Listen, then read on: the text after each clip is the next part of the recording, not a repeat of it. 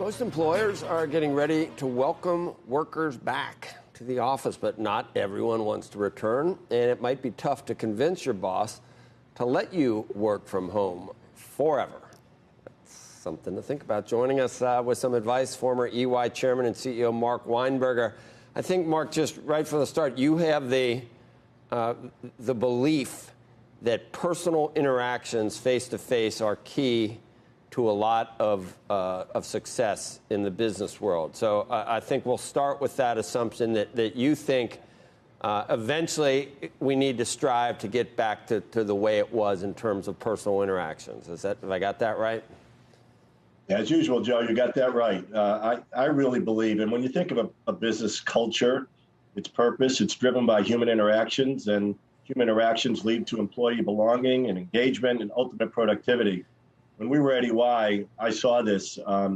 We looked at our most engaged employees, people who had interactions, felt like they had a best friend at work, felt like that they could come in and collaborate and learn, and they outperformed other employees. And as a result, those engaged employee business units had higher quality, higher returns on investment, and higher margins. And every 1 point of margin led to $350 million to our bottom line. So businesses are going to have to understand employee needs and how they've changed.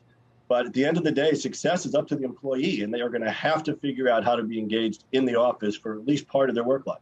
All right. We've been through a lot collectively, and it's not going to just all of the, I don't even know how you characterize, it's not, I would never use the word PTSD loosely, but we've been through a lot, and you can understand why people are hesitant right now and not feeling comfortable in certain situations. So how does a company walk that fine line between saying you're coming back immediately or you're fired versus, I don't want to say coddling, but every single person that says they have a reason for wanting to stay home, and how do you try to overcome that? How do you walk that line? How much time do you give people?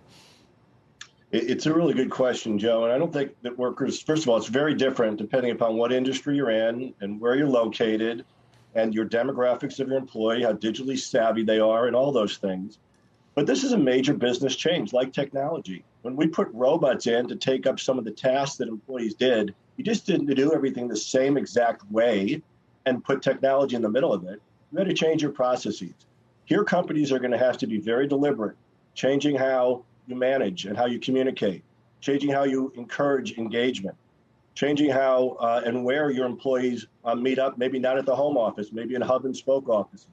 But there is as you said, there is a longing for increased interactions on employees. Even though they want to stay home, a large majority, certainly the millennials do, more often, they do recognize they need to be getting that apprenticeship, that mentorship. But companies are going to have to be a lot more deliberate about setting those interactions up as opposed to just letting them happen. And that's going to take time to figure out how to do. Shepard Smith here. Thanks for watching CNBC on YouTube.